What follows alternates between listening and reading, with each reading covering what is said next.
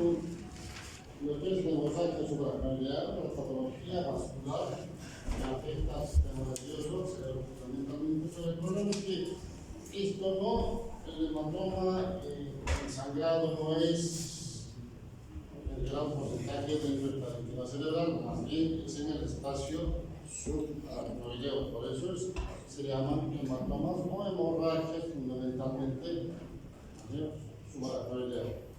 Y esto se presenta porque la gran mayoría de los pacientes que tienen este tipo de problemas se presentan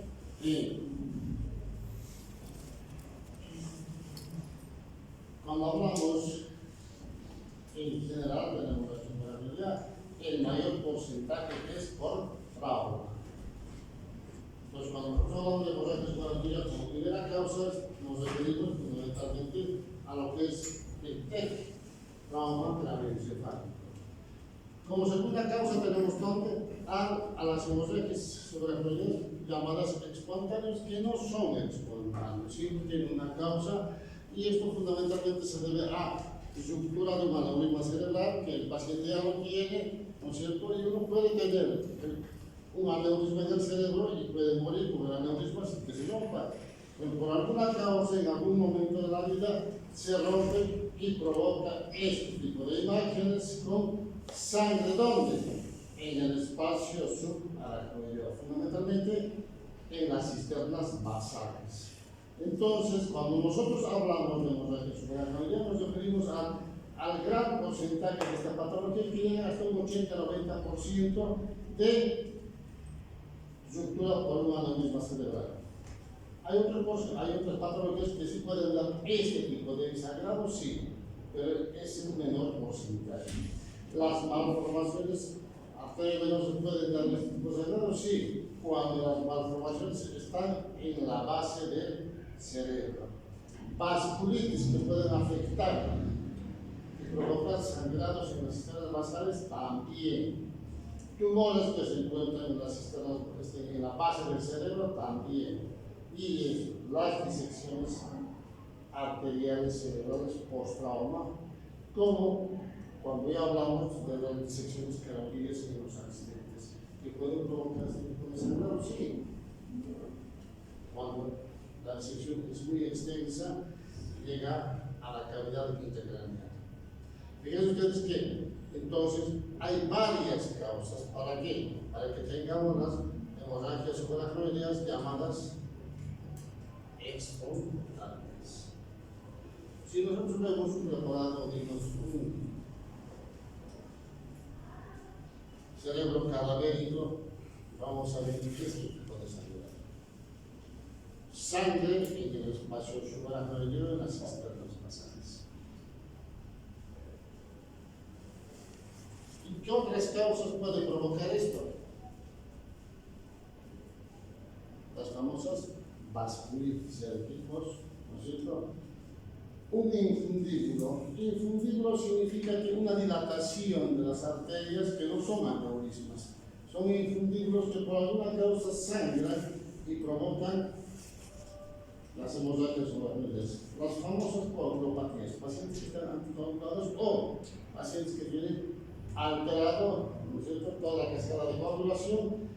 Las famosas trombosis cerebrovenoso, en general, estas van a dar no tanto en las cisternas basales, sino más bien en la convexidad. Entonces, tenemos a las malformaciones aquí, en general, estas, las que van a ser las malformaciones que están en la parte cervical alta, en conexión con el bulbo. Entonces, estos cuando sangran, una parte del sangrado va hacia el canal medular y otra parte sube hacia la cavidad craneana que se ubica en el espacio subaracnoideo. Las hemorragias mesencefálicas, mesencefálicas, estas sí van a dar sangrado similar a lo que es una ruptura de un aneurisma cerebral. Pero esta es de causa venosa, no es arterial. Por eso que muchos se confunden y tratan de buscar y a veces no se encuentra. Drogadicción, ¿qué es lo que va a provocar? En general, la drogadicción, ¿qué es lo que provoca? las famosas vasculitis, ¿no es cierto? Las famosas vasculitis. La apoplejía hipoficial. Cuando hablamos de apoplejía hipoficial, hablamos de sangrado en lo que es la silla turca. Y ustedes saben que la silla turca, ¿no es cierto?, es un espacio donde está, ¿qué cosa? La glándula hipófisis, ¿no es cierto?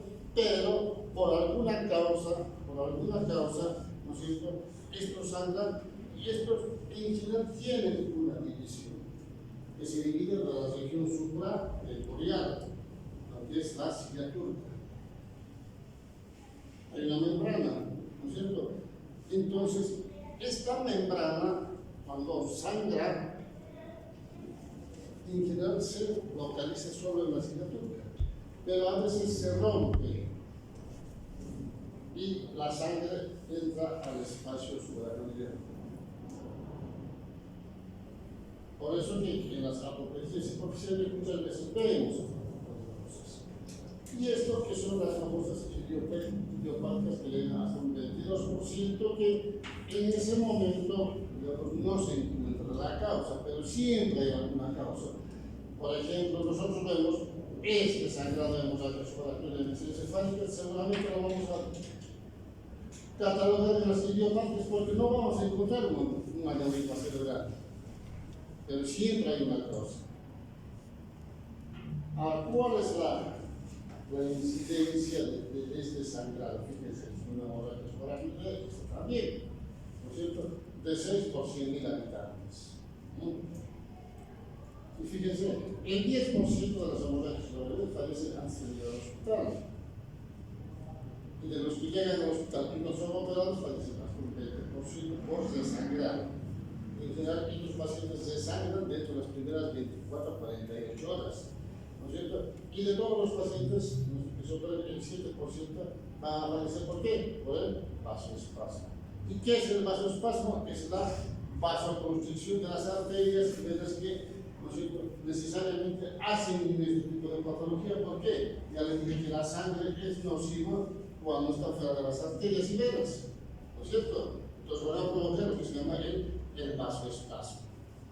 Entonces, si nosotros vamos sumando, en general los autores dicen que el 50%, algunos dicen más, hasta un 60-65%, ¿no es cierto?, fallecen antes de ser operados, por cualquier causa. Y de todos estos que han sido operados, ¿no es cierto?, en general tienen una evolución, pero fíjense, es solo un tercio, una evolución, digamos, entre comillas, favorables. ¿Y cuáles son los factores de riesgo? Cuando hablamos de factores de riesgo, en general siempre hablamos casi de lo mismo. Para el cerebro, hipertensión arterial, anticonceptivos orales, tabaquismo, consumo de drogas, fundamentalmente la cocaína, el consumo de alcohol, intoxicación alcohólica, variaciones diurnas de la presión arterial, aquellos que en el lenguaje popular dicen aquellos cascazares que se enojan de cualquier cosa, ¿sí?, que no soportan nada. Bueno, a esos tienen una variación constante de la presión arterial, que sube y la baja, más que sube que baja. Embarazo.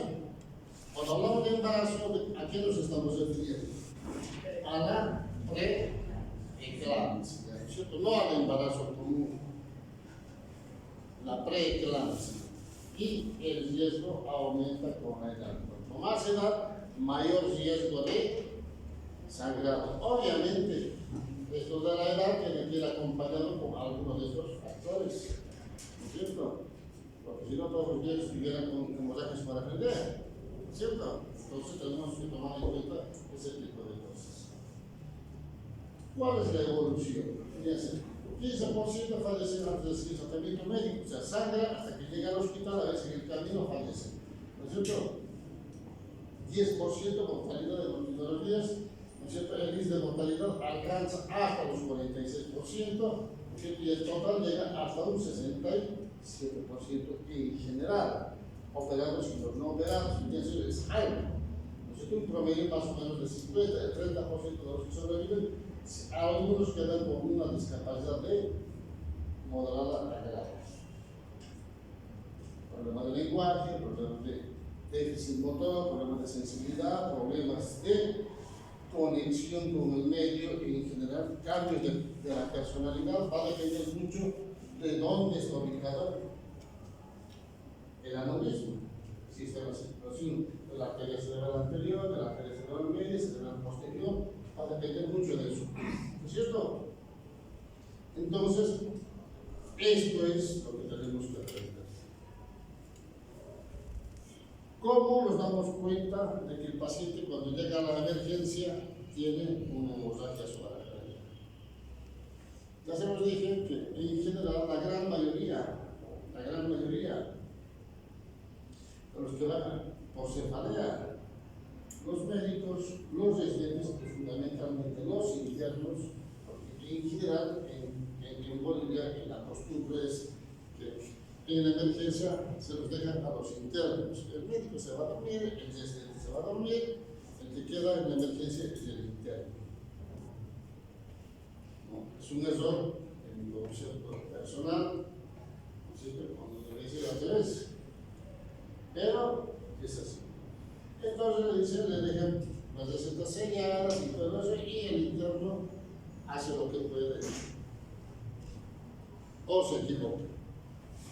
Pues cuando llega un paciente a la emergencia con cefalea, lo primero que dicen ustedes es: tengo cefalea. Cefalea tensional. Es una migraña. Entonces el paciente dice: me duele mi cabeza y se agarra con la aprieta, cefalea tensional, a la casa. Y se dice: doctor, me duele mi cabeza, se agarra los brazos, es migraña.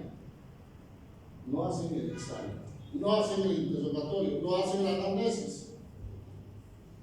Entonces, si nosotros vemos un paciente que viene con cefalea, tenemos que hacer lo que aprendimos en semiología, las famosas preguntas. ¿Cuáles son? Claro, eso es lo que tenemos que hacer.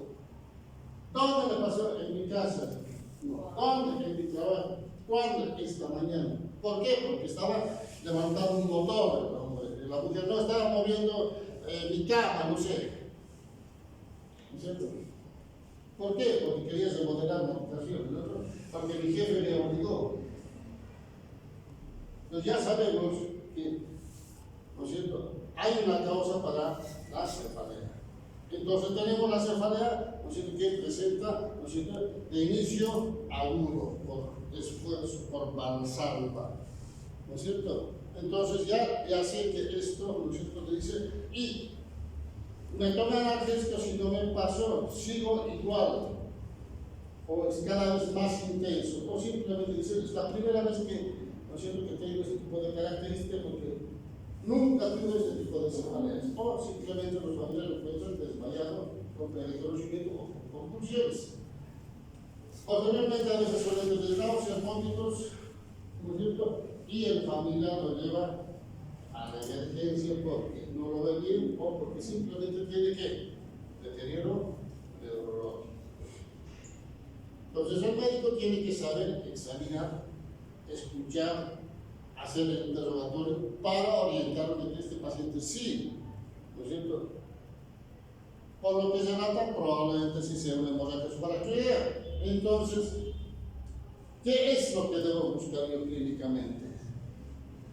En el examen neurológico, semiología, ¿qué es lo que tengo que buscar? Tengo que buscar es la rigidez de nuca, el famoso meningismo, la famosa nucalgia. Es lo que yo tengo que buscar. Si yo sospecho de una hemorragia subaracnoidea, lo que tengo que buscar es eso, buscar la rigidez de nuca. Algunos autores dicen que puede haber Perrin-Brudzinski. Yo en mi práctica, yo nunca vi que tengan esto, pero está escrito. Está escrito. Puede ser que en algún momento algún paciente lo tenga, pero seguro que el mismo va a tener. Entonces, este paciente que tiene la rigidez ventricular, la cefalea, ¿no es cierto? ¿Qué es lo que va a presentar? Por el sangrado va a aumentar la presión intracraneal, aumento de la presión. ¿Puede haber daño cerebral? Cuando lesiona el parénquima cerebral, sí. ¿Va a provocar hidrocefalia más adelante? Sí. Por bloqueo del líquido cefaloraquídeo.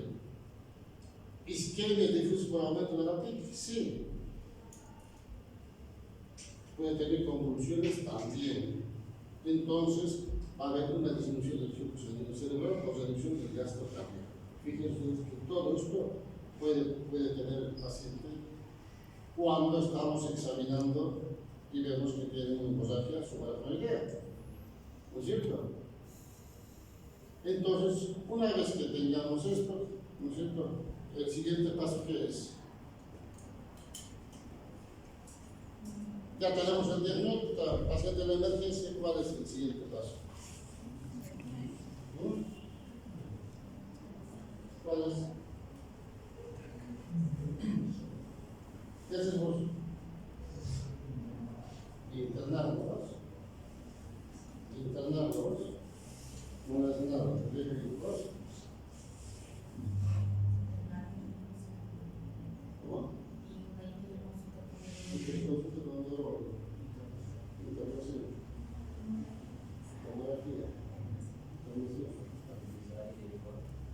Muy bien, hay que estabilizarlo.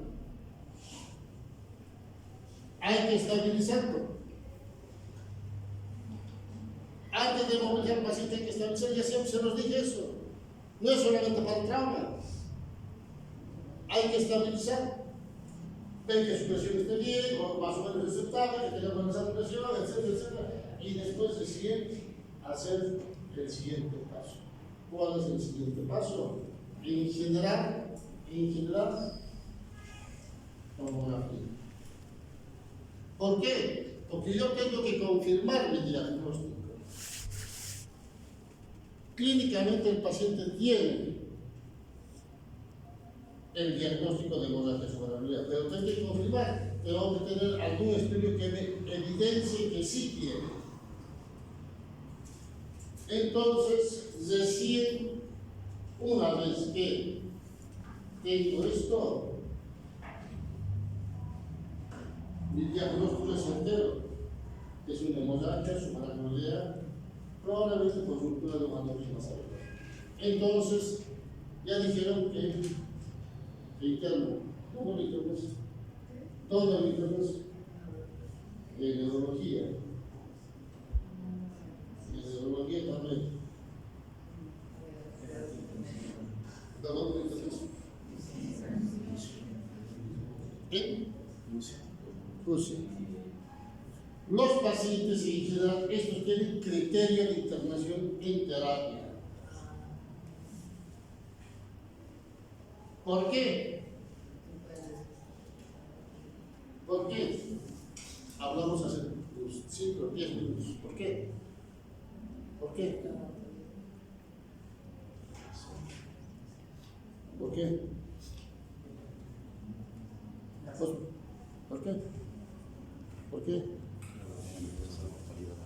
¿Cómo? Hay una tasa de mortalidad alta. ¿Por qué? ¿De qué? ¿Riesgo de qué? ¿Por qué? ¿Por qué? ¿Por qué? ¿Por qué? ¿Por qué? Nada, ¿vos por qué? Porque se los dije, pues lo que hace la presión usted tiene que prestar atención, porque tiene alto riesgo de desangrado en las primeras 24-48 horas. Y el desangrado es más del 50% mortal. Entonces, este paciente que tiene una hemorragia subaracnoidea, que está hablando igual que nosotros, simplemente tiene cefalea, ¿no es cierto? Por protocolo tiene intervención en terapia. cosa es que ustedes probablemente digan integración en terapia y otra cosa es que el terapista no lo interna. Eso es totalmente diferente. Ustedes dan la indicación. Ahora, si el terapista lo quiere internar o no, ya es un problema del terapista. Pero el criterio tiene que estar.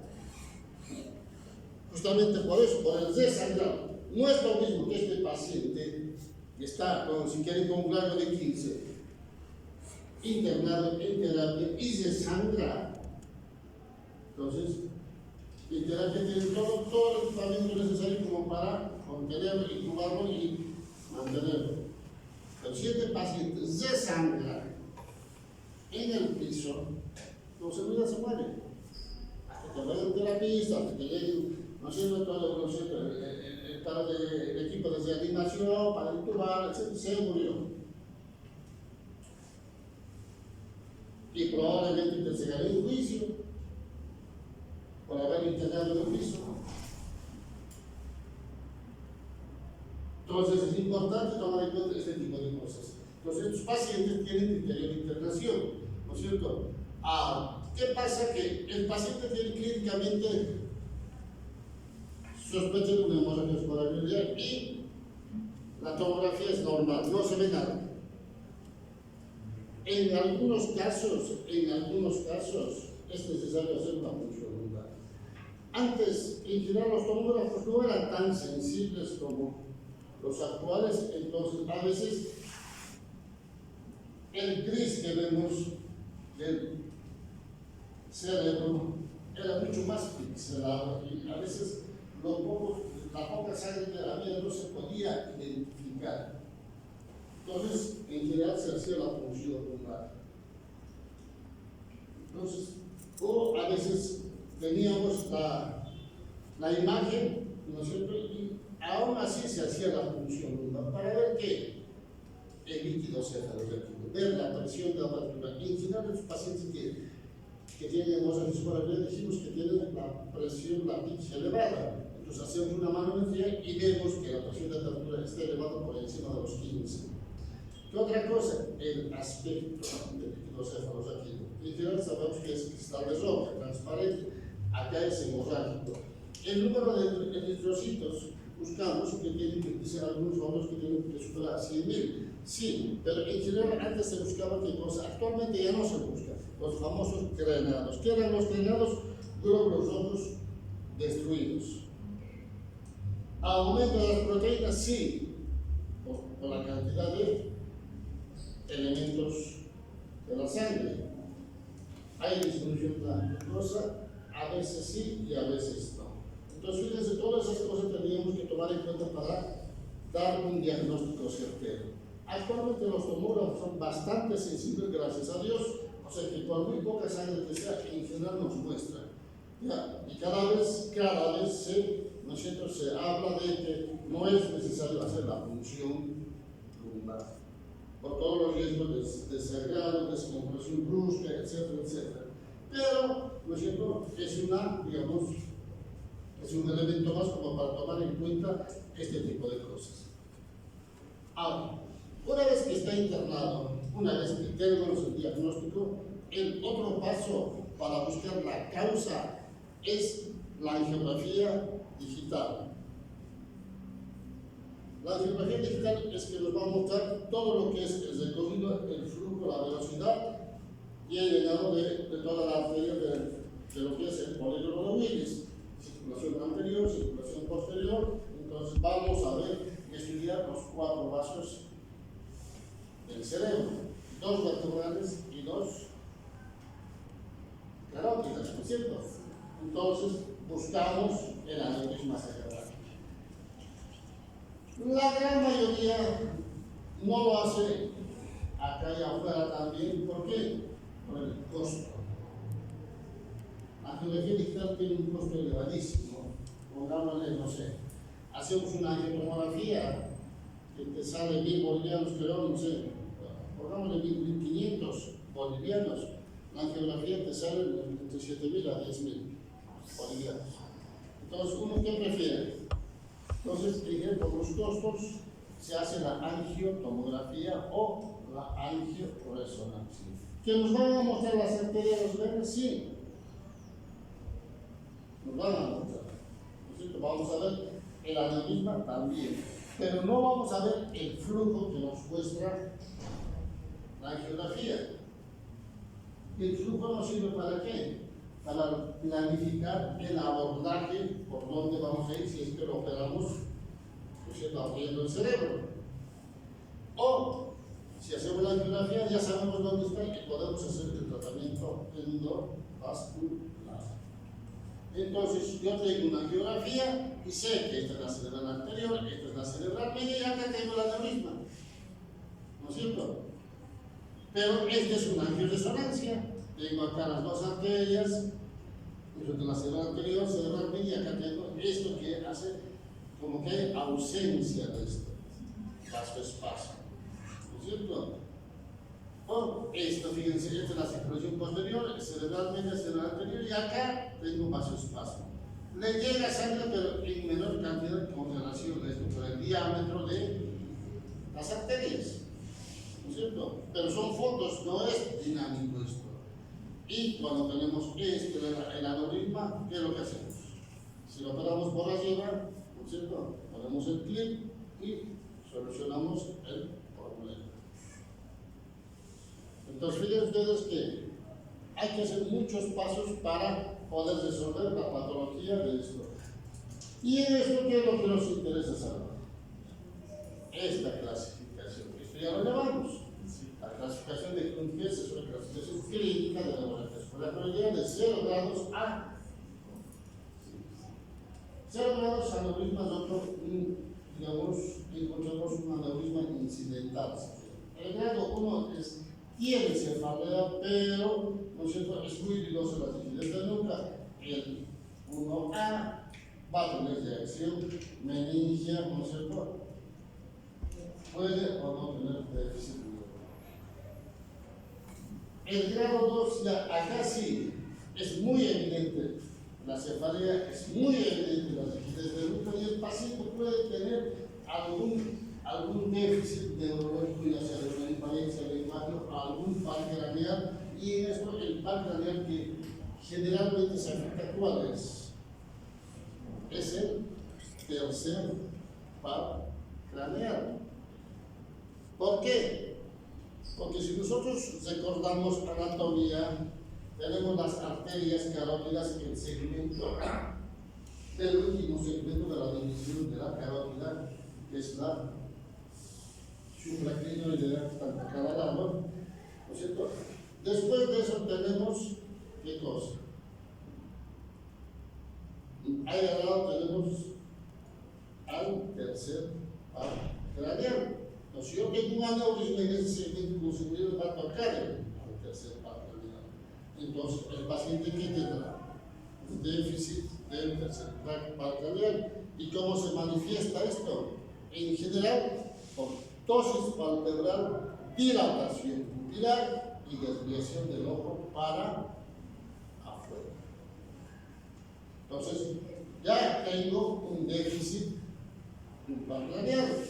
El grado 3, el paciente ya está prácticamente somnoliento, ya no está, digamos, totalmente lúcido, seguramente va a tener algún déficit focal. El grado 4 prácticamente tiene un déficit establecido, el paciente es estuporoso, está ventilando con dificultad, no responde, no habla, no sirve, simplemente por ahí moviliza y localiza al estímulo nociceptivo, y tenemos el grado 5, prácticamente el paciente está como profundo, no hay ninguna respuesta al estímulo nociceptivo y hay signos de descerebración o de decorticación, el paciente está bien.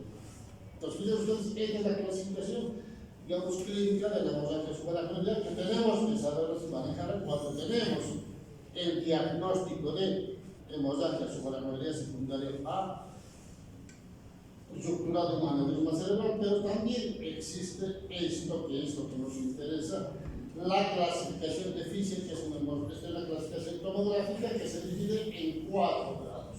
Cuando hablamos del grado 1, en general vemos que no se ve sangre en el cerebro, pero el paciente tiene clínica. Desde nuca, cefalea, nanos, el bronco, según la tomografía, y lo vemos. O sospechamos con algunos de los síntomas, hacen una tomografía y no tienen nada, y probablemente no sea. Por ahí simplemente tiene cefalea, pero no tiene rigidez dentro. Hacen una tomografía y no tiene nada. Y, ¿no es cierto? El grado 2, acá sí ya vamos a ver un poco de hemorragia suprarrenal. Pero el volumen, digamos, el diámetro, digamos, de grosor es menor a 1 milímetro. Pero existe sangre. Entonces, sangró en aneurisma cerebral, pero en muy poca cantidad. El grado 3 ya acá, fíjense, el sangrado es mucho mayor. El espesor o el grosor de la sangre en el espacio suprarrenal, las cisternas basales, es mayor a 1 milímetro. Mayor a 1 milímetro. Y finalmente tenemos esto, que es el grado 4, cuando la presión de sangre, que lo que se llama el jet que sale, ¿no es cierto?, de la ruptura de la aneurisma cerebral, hace que lesione y rompa el parénquima cerebral y provocan los hematomas. Entonces, estos pacientes que tienen hematomas intracerebrales, más hemorragia suprarrenal, más sangre en los ventrículos, el grado 4. Es grado 4. Entonces ya tenemos en estos pacientes, cuando tengamos el diagnóstico de hemorragia suprarrenal, tenemos que hablar de clasificación de Hürtges o Hürtges y la clasificación de Fischer, ¿no es cierto? Entonces, tratamiento. Todo paciente con hemorragia suprarrenal tiene que terapia y monitoreo permanente. ¿No es cierto? Entonces, estos pacientes, ¿qué tenemos que hacer? Control de los signos vitales permanentes a las 24 horas, el reposo absoluto, porque no tiene que ninguna manera de avanzarlo, por el tema del sangrado. Balance hídrico, porque vamos a tener que aumentar el volumen para mejorar, digamos, el flujo sanguíneo cerebral, medidas antitrombo, ¿no es cierto?, porque no se tiene que mover y no tiene que ir ni al baño si quiere, entonces ponemos una sonda vesícula. Aunque se despierta, ¿no es cierto?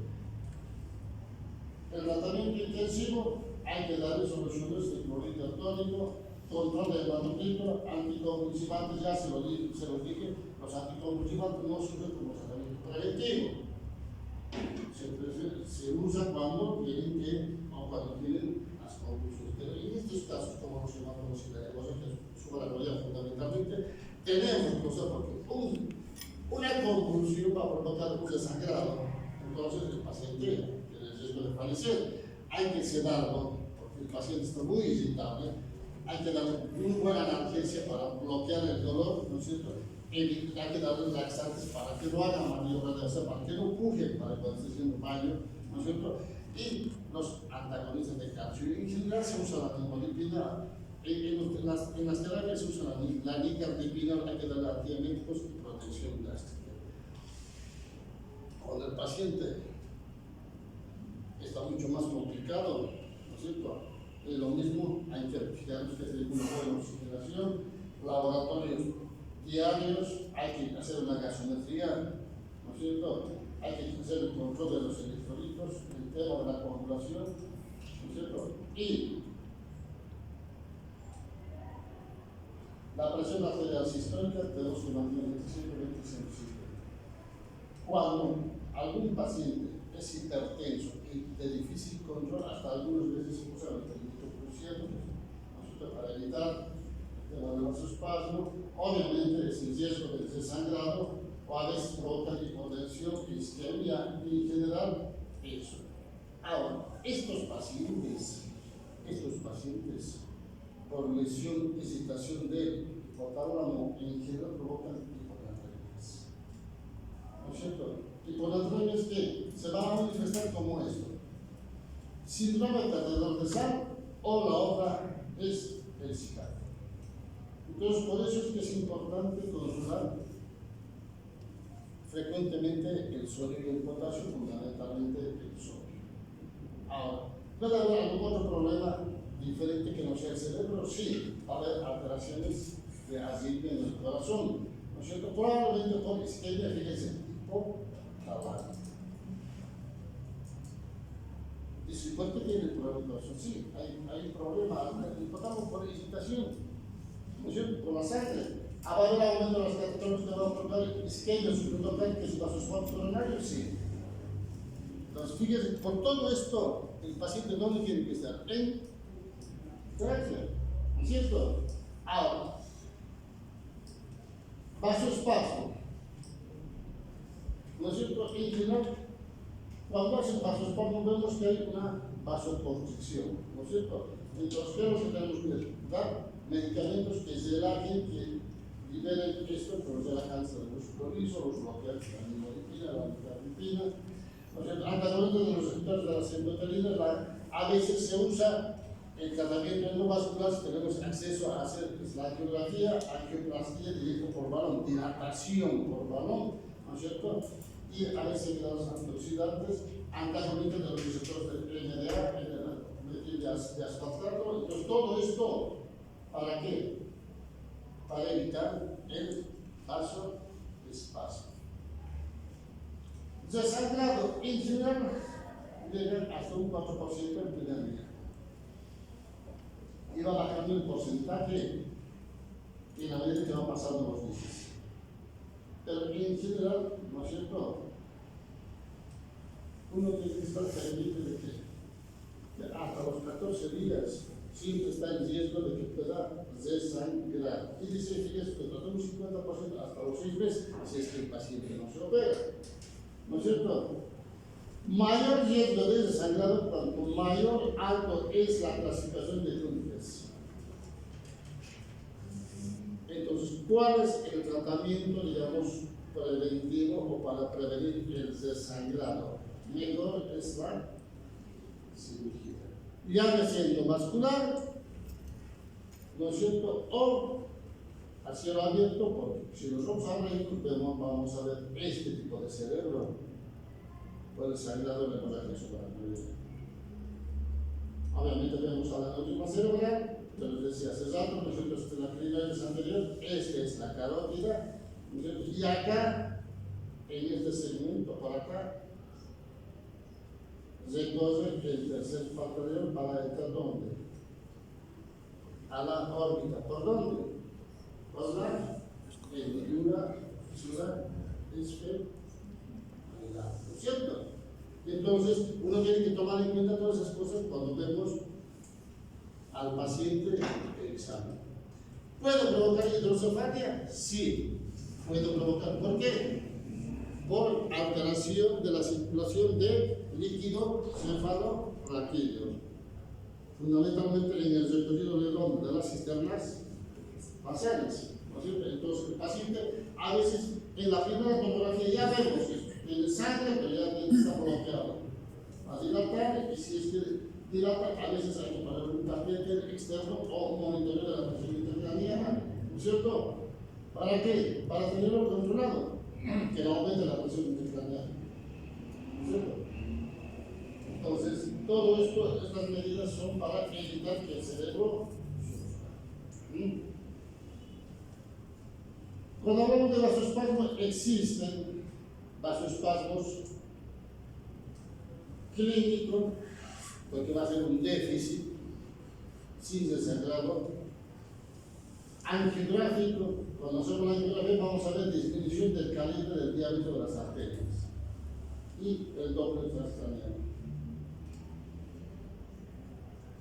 Hasta ahora se sigue haciendo el doble para ver el flujo sanguíneo de las arterias, fundamentalmente arterias cerebral anterior, ¿no es cierto? Para ver, digamos, y poner el pronóstico y la evolución clínica, pensando siempre que esto, ¿no es cierto?, el vasoespasmo es un elemento que afecta mucho a los pacientes que tienen hemorragia subaracnoidea.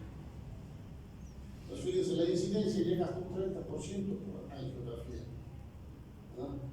Y la evolución.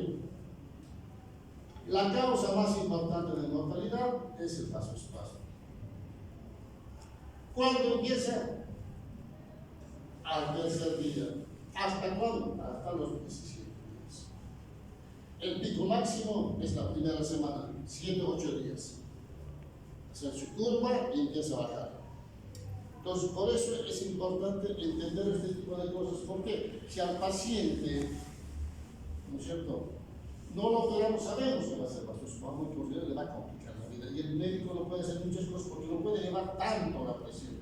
Pero si nosotros tenemos la angiografía y vemos el aneurisma, se puede hacer tratamiento endovascular por un catéter, ¿no es cierto? Bloquear el aneurisma, o que el paciente no tiene acceso al tratamiento endovascular, hay que operarlo, abrir el cráneo y poner el clip.